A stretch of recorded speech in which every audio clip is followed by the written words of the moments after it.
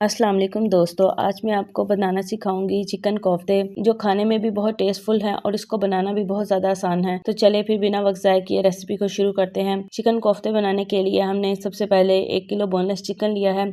अब हम इसमें एक बड़े साइज़ का प्याज शामिल करेंगे और 2 चम्मच अदरक लहसुन के शामिल करेंगे और थोड़ा सा हरा धनिया शामिल करेंगे। स्पाइसेस में हम 1 चम्मच धनिया पाउडर, 1 चम्मच चिली फ्लेक्स, 1 चम्मच भरकर नमक, 1 चम्मच साबुत जीरा, 1 चम्मच लाल मिर्च की शामिल करेंगे और तमाम चीज़ों को हम चॉपर में डालकर चॉप कर लेंगे। ये देखिए चिकन हमारा बिल्कुल अच्छे से चॉप हो चुका है। अब हम इसमें 1 चम्मच कोफ्ता मसाले की शामिल करेंगे और साथ ही 1 अंडा भी इसमें शामिल कर देंगे। सब चीज़ें शामिल करने के बाद हम इसको अच्छे से मिक्स करेंगे ताकि चिकन हमारा बिल्कुल अच्छे से मुलायम हो जाए। बिल्कुल ऐसा मुलायम होना चाहिए। और ये देखिए ज़रा चिकन हमारा कैसे अच्छे से मुलायम हो चुका है। अब हम इस 1 घंटे के लिए रेस्ट देंगे और 1 घंटे बाद देखिए ज़रा अब हम हाथों पर अच्छे से पानी लगाएंगे और कोफ्तों को बनाना शुरू करेंगे। ये देखिए बिल्कुल ऐसे गोल गोल से हमने कोफ्ते बनाने हैं। आप इसको अपने साइज़ के मुताबिक छोटे या बड़े कर सकते हैं। हम तमाम कोफ्तों को इसी तरह बनाएंगे। ये देखिए हमारे कोफ्ते बिल्कुल तैयार हो चुके हैं। आप चाहे तो इसको फ्राई करके फ्रीज भी कर सकते हैं। अब हम इनको फ्राई करेंगे। हमने पैन में घी को पहले ही गर्म होने के लिए रख दिया था। अब हमने एक एक करके इसको पैन में शामिल करेंगे और तमाम कोफ्तों को अच्छे से फ्राई कर लेंगे ताकि इन्हें अच्छा सा कलर आ जाए। और ये देखिए ज़रा अब हमारे कोफ्ते बिल्कुल अच्छे से फ्राई हो चुके हैं। अब हम इसकी ग्रेवी तैयार करेंगे।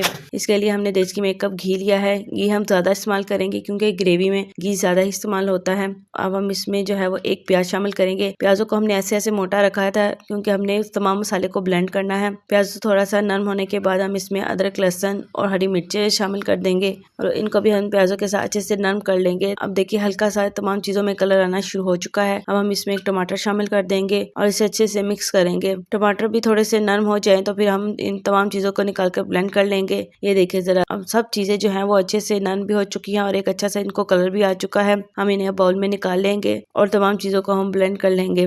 ब्लेंड करने के बाद हम इसी घी में 1 चम्मच जीरा, 1 टुकड़ा बड़ी इलायची, 1 ही टुकड़ा हम दालचीनी का और 1 तेज़पात शामिल करेंगे। 6 से 7 इसमें लौंग डालेंगे और 8 से 10 इसमें काली मिर्चें शामिल करके सब चीज़ों को हल्का हल्का सा हम कड़कड़ाएंगे। इनको कड़कड़ाने के बाद हम इसमें दही में ब्लेंड किया हुआ मसाला इसमें शामिल करेंगे और इसको अच्छे से मिक्स करेंगे ताकि हम जो है वो तमाम चीज़ों को अच्छे से भून सके। हम इसी मसाले का थोड़ा सा पानी भी इसमें शामिल कर देंगे ताकि हमारा मसाला जो है वो नीचे लगे नहीं और हम इसे अच्छे से भून सके। अब स्पाइसेस में हम इसमें 1 चम्मच नमक, 1 चम्मच ही हम इसमें चिली फ्लेक्स की शामिल करेंगे, 1 चम्मच हल्दी, 1 चम्मच धनिया पाउडर और 1 चम्मच ही हम लाल मिर्च शामिल करेंगे। 2 चम्मच हम इसमें कोफ्ता मसाले की शामिल करेंगे और तमाम चीज़ों को अच्छे से मिक्स करेंगे। इसमें हम कुछ भी अब ना मसाला ना पानी कुछ भी शामिल नहीं करेंगे, बस इसको ऐसे ही भून लेंगे और तब तक भूनना है जब तक इसका घी ना निकल आए। और ये देखिए ज़रा तमाम मसाले का घी अच्छे से निकलना शुरू हो चुका है और ये बिल्कुल अच्छे से भुन भी चुका है क्योंकि इसका घी साइडों पर निकल आया है और ये दानेदार बिल्कुल मसाला हो चुका है। अब हम इसमें फ्राई किए हुए कोफ्ते शामिल करेंगे और इसको भी अच्छे से मसाले के साथ भूनेंगे ताकि सारा मसाला जो है वो कोफ्तों के अंदर अच्छे से रच बस जाए। 5 से 10 मिनट ही इसको सिर्फ हमने भूनना है, ज़्यादा इसको नहीं भूनना। और ये देखिए हमारा मसाला बिल्कुल तैयार हो चुका है। कोफ्तों के अंदर अच्छे से मसाला रच बस चुका है। अब हम इसमें 1 कप के करीब पानी शामिल कर देंगे।